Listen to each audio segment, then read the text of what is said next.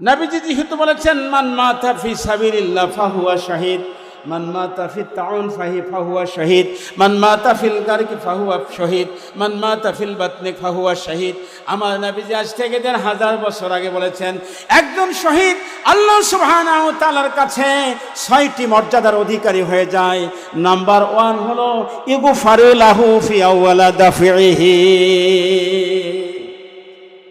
একজন শহীদের প্রথম রক্ত ফোঁটা যখন জমিনে পড়ে যায়, এই যে আমাদের শরীফ ওসমান হাদির এক ফোঁটা রক্ত যখন জমিনে পড়েছে, কেন? তার নিয়ত কি ছিল? মান মাতা ওয়া লাম ইয়াগজু ওয়া লাম ইউহাদ্দিস বিহি নাফসুহু মাতা আলা শুবাতিন মিনান নিফাক। নবীজি বলছেন যে মরে গেল, জীবনে আল্লাহর দ্বীন আল্লাহর জমিনে কায়েমের জন্য চিন্তাটুকু নিল না, নিয়াতটুকু করলো না, ইচ্ছাটুকু করলো না, সংকল্পটুকু করলো না, সে যেন মুনাফিকের মৃত্যুবরণ করলো। নাউজুবিল্লাহ বলেন। মুনাফিকের মৃত্যুবরণ করবেন যদি আল্লাহর দ্বীন আল্লাহর জমিনে কায়েমের চিন্তা লালনটুকু করে আপনি না মরতে পারেন। আমার ভাইয়েরা, নবীজি বললেন ইগফারু লাহু ফি আউয়ালা দাফিহি। একজন শহীদের রক্ত যখন প্রথম ফোঁটা জমিনে পড়ে যায়, তার জীবনের যত গুনাহ ছিল সব গুনাহগুলো আল্লাহ সুবহানাহু ওয়া তাআলা মাফ করে দেয়। সুবহানাল্লাহ বলতে পারবেন? মরতেই হবে যখন শহীদি মরণ দিও আমাকে, শহীদি মরণ দিও আমাকে। আমিন, আল্লাহুম্মা আমিন। নবীজি বললেন একজন শহীদের প্রথম রক্ত ফোঁটা যখন জমিনে ঝরে গেল, সঙ্গে সঙ্গে আল্লাহ সুবহানাহু ওয়া তাআলা তার জীবনের গুনাহগুলো মাফ করে দেয়। বলুন সুবহানাল্লাহ। দ্বিতীয় নাম্বার হলো একজন শহীদ যখন শহীদ হয়ে যায়, ইউরাহু মাকাদাহু মিনাল জান্নাত। একজন শহীদকে সঙ্গে সঙ্গে জান্নাত দেখানো হয়। ওই যে দেখো জান্নাত তোমার জন্য তৈরি করা হয়েছে, তোমার জন্য জান্নাত তৈরি করা হয়েছে, দেখো জান্নাত, এটি তাকে দেখানো হয়। সুবহানাল্লাহ বলতে পারলেন না? কারা কারা শহীদের মৃত্যু ঘরে বসে থাকলেও পারবেন? শুনেছেন না হাদিস? শহীদের মৃত্যু ঘরে বসে থেকেও হবে। কারা কারা শহীদের মৃত্যু চাই? দুহাত উঁচু করে মালিককে দেখায়, লিল্লাহে তাকবীর। এভাবে হাত নাড়েন, আল্লাহু আকবার, আল্লাহুম্মা আমিন। হাত নামান। প্রিয় ভাই আমার, শেষ করে দেব? শেষ করব ভাই, যেহেতু মঞ্চ থেকে বলতেছে চালান। আমার সোনামানিকেরা, বলতেই হয়, নবীজি বললেন 2 নম্বর শহীদের মর্যাদা, শহীদের হক হয়ে যায়, দাবি হয়ে যায়। আল্লাহ সুবহানাহু ওয়া তাআলার হাবিব 3 নম্বর যে গুণের কথা বললেন, 3 নম্বর গুণ হলো ইউজারু মিন ফাজিল আকবার। একজন শহীদকে কবরের আযাব থেকে মুক্ত করে দেয়া হয়। সুবহানাল্লাহ। মায়ের আমার, ভালো করে হৃদয়ের কান লাগিয়ে শুনুন। আপনারা অনেকে শহীদ হয়ে যায়, অনেক মা সন্তান প্রসব করতে গিয়ে দুনিয়া থেকে বিদায় হয়ে যায়। যদি সেই মা যদি ঈমান নিয়ে আল্লাহ সুবহানাহু ওয়া তাআলার হুকুমে তার জীবনটা পরিচালনা করা অবস্থায় সে এরকম বাচ্চা প্রসব করতে মারা যায়, অথবা শহীদের মা হয়ে মারা যায়, অথবা শহীদের বাবা হয়ে মারা যায়, এই ব্যক্তির শহীদের মর্যাদা আল্লাহ সুবহানাহু ওয়া তাআলা দেবেন। সুবহানাল্লাহ। নবীজি বললেন একজন শহীদকে কবরের যে শাস্তি হবে, কবরের যে প্রশ্নগুলো হবে, একজন শহীদের সেই প্রশ্নগুলো করার কোনো দরকার নাই। একজন শহীদকে কবরের যত ফিতনা আছে সব ফিতনা থেকে সে বেঁচে যাবে। সাইয়েদনা উসমান কবরের কাছে গিয়ে কাঁদতেন।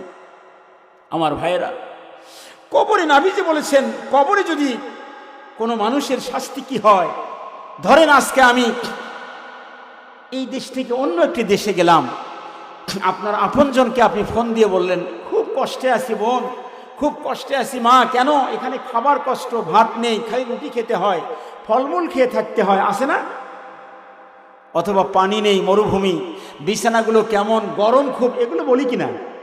আমার ভাইয়েরা, দুনিয়ার জীবনে কোনো দেশে ভ্রমণ করলে সেই দেশ থেকে সংবাদ দিয়ে বাড়িতে সেই দেশের বর্ণনা দেয়া যায়।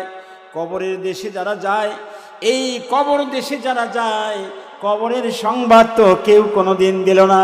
নবীজি বললেন কবরের শাস্তি কেমন হবে, কবরের ফিতনা থেকে যদি তোমরা বাঁচতে পারো, ফাইন্না জামিনহু, এই কবর থেকে যে মুক্তি পাবে, ফামা বাদা আইসারা মিনহু, এই কবরের পরবর্তী জীবনগুলো তার জন্য সহজ হয়ে যাবে। অদৃশ্য কেমন হবে, মায়ের আমার হৃদয়ের কান লাগিয়ে শুনুন। একটি হাদিসের মাধ্যমে বলেছেন, মান সাররাহু আয়ানজুরা ইলা ইয়াউমাল কিয়ামাতি কাআন্নাহু রাআলাইন।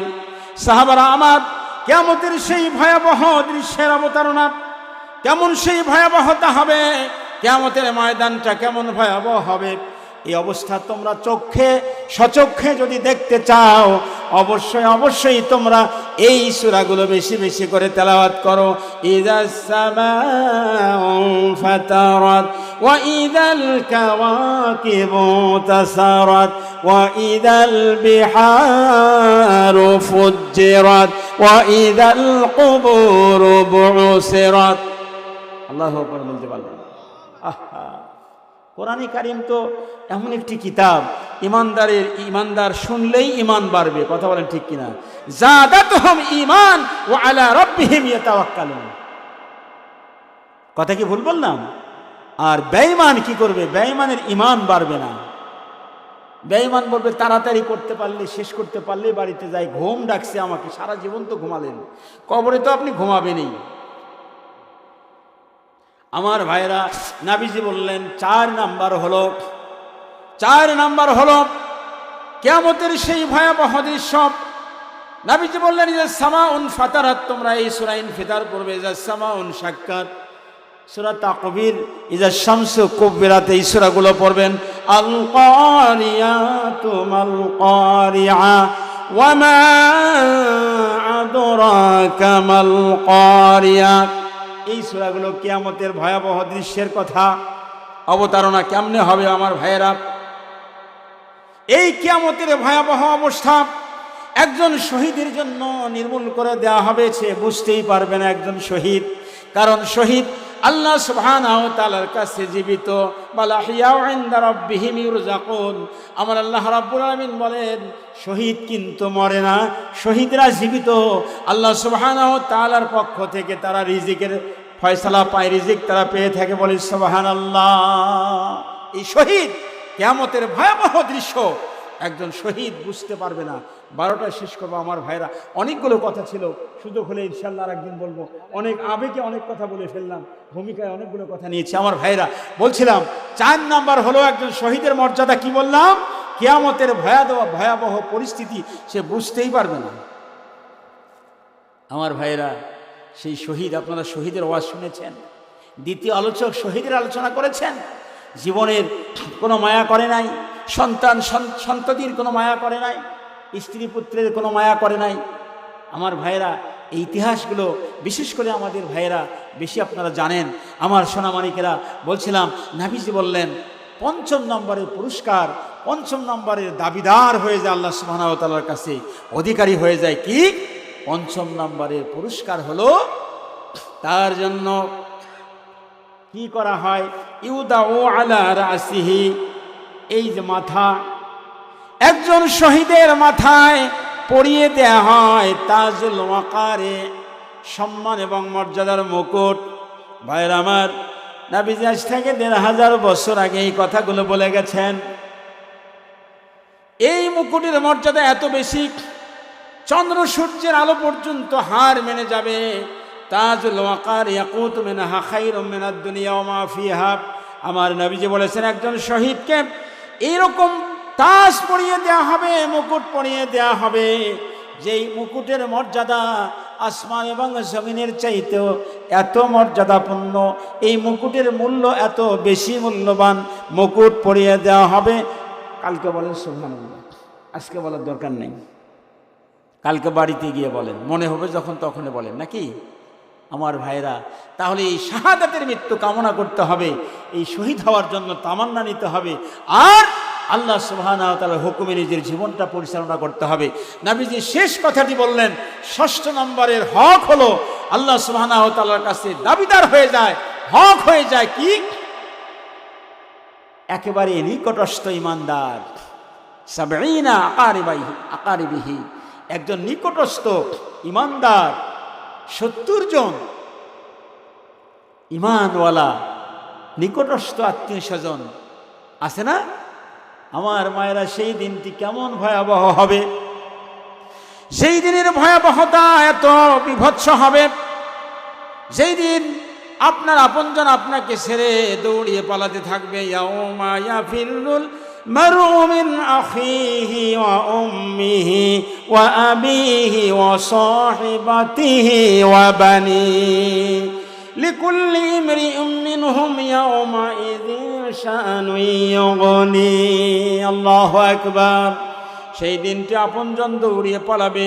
সেই দিন আপনি যদি 70 জন শহীদ হওয়ার কারণে আপনার নিকটস্থ 70 জন মানুষকে যদি আপনি আল্লাহ সুবহানাহু ওয়া তাআলার কাছে সুপারিশের প্রার্থনা করতে পারেন, তাহলে মর্যাদাটা কম হবে না বেশি হবে?